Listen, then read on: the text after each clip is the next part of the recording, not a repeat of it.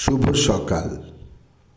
আজ 19শে পৌষ 1431, ইংরাজির 4ঠা জানুয়ারি 2025।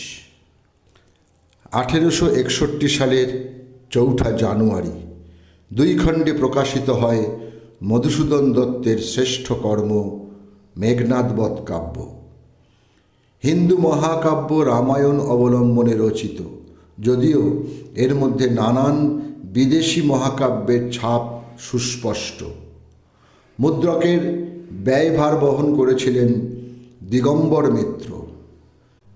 কৃতজ্ঞ মধুসূদন এই কাব্যগ্রন্থ তাঁকেই উৎসর্গ করে।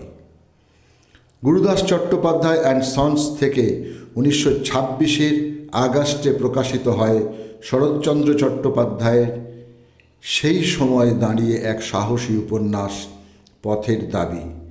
4ঠা জানুয়ারি 1927 প্রকাশিত গেজেটে পথের দাবি নিষিদ্ধ হয়।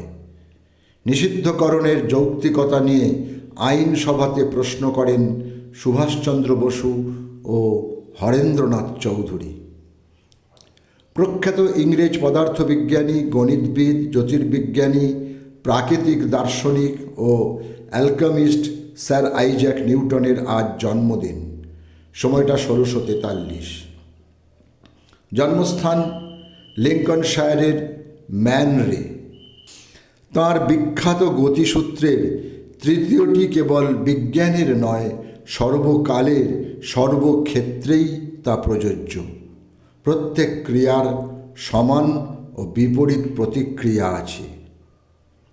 ফটোগ্রাফির উদ্ভাবক ছিলেন আইজ্যাক পিটম্যান। ধ্বনিগত সংক্ষিপ্তকরণের একটি পদ্ধতি যা তিনি 1837 সালে তৈরি করেছিলেন, যা পিটম্যানের শর্টহ্যান্ড হিসেবে পরিচিত হয়েছিল। আজ সেই আবিষ্কারকের জন্মদিন। সময়টা 1813।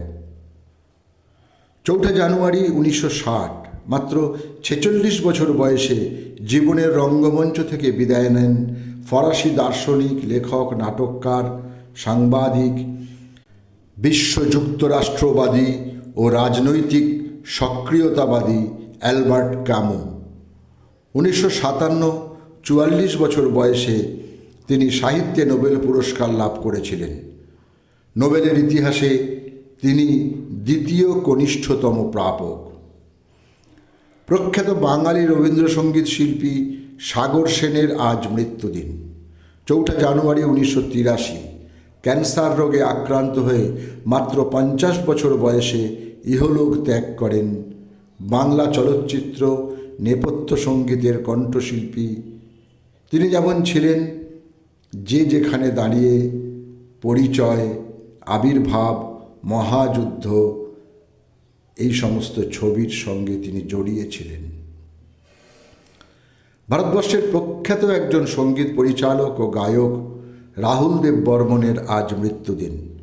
সময়টা 1994। এখনো পর্যন্ত তিনি ভারতীয় সিনেমার একজন শ্রেষ্ঠ ও গুণী সঙ্গীত পরিচালক। সকলকেই আমার আনত প্রণাম।